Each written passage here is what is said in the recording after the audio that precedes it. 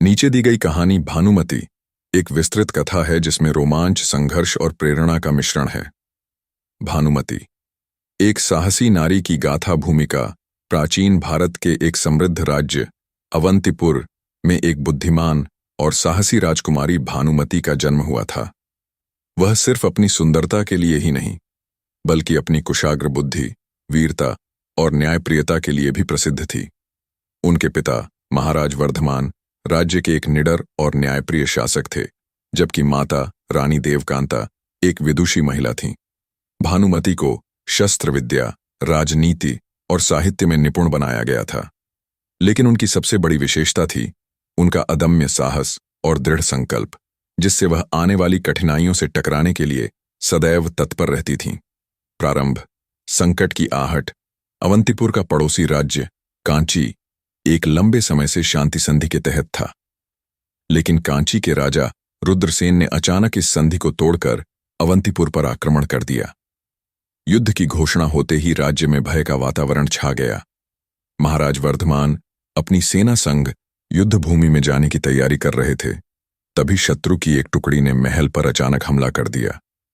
इस हमले में महाराज घायल हो गए और शत्रु ने रानी देवकांता को बंदी बना लिया। इस भयावह स्थिति में भानुमति को राज्य की जिम्मेदारी संभालनी पड़ी। भानुमति का नेतृत्व। भानुमति ने निडर होकर राज्य की रक्षा का बीड़ा उठाया। उन्होंने तुरंत सैनिकों को संगठित किया और नगरवासियों को प्रेरित किया कि वे घबराएं नहीं।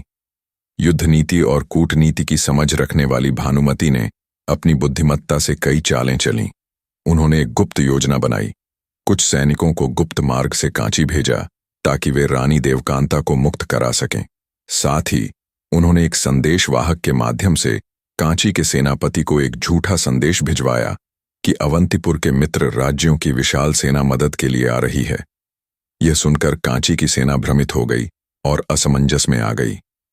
इस बीच भानुमति ने अपने नेतृत्व में युद्ध की तैयारी की और स्वयं युद्ध के मैदान में उतरने का निर्णय लिया। रणभूमि में भानुमति युद्ध के दिन भानुमति ने पुरुषों के समान शस्त्र धारण किया और अपने योद्धाओं के साथ रणभूमि में उतर पड़ी। उनके साहस और नेतृत्व से प्रेरित होकर अवंतीपुर की सेना ने जोश के साथ युद्ध लड़ा। भानुमति के पराक्रम से कांची की सेना पीछे हटने लगी। इसी बीच गुप्त रूप से भेजे गए सैनिकों ने रानी देवकांता को मुक्त करा लिया और उन्हें सुरक्षित महल वापस ले आए। जब कांची के राजा रुद्रसेन को यह पता चला तो वह और अधिक क्रोधित हो गया और अंतिम प्रयास के रूप में भानुमति पर सीधा वार करने के लिए आगे बढ़ा। दोनों सेनाओं के बीच घमासान युद्ध हुआ और भानुमति ने अपनी तलवार से रुद्रसेन को चुनौती दी। एक लंबी और कठिन लड़ाई के बाद उन्होंने रुद्रसेन को पराजित किया और उसे बंदी बना लिया। विजय और न्याय युद्ध जीतने के बाद भानुमति ने शत्रु राज्य कांची के साथ न्यायोचित व्यवहार किया। उन्होंने राजा रुद्रसेन को कारागार में डाल दिया, लेकिन उसकी प्रजा के साथ कोई अन्याय नहीं किया। उनकी उदारता और नीति को देखकर कांची की जनता ने भी उनका सम्मान किया। महाराज वर्धमान के स्वस्थ होते ही उन्होंने भानुमति को औपचारिक रूप से राज्य की उत्तराधिकारी घोषित किया। उनकी वीरता और बुद्धिमत्ता की कहानियां दूर दूर तक फैल गईं। उपसंहार भानुमति न केवल एक योद्धा थीं, बल्कि एक प्रेरणादायक नेता भी बनी।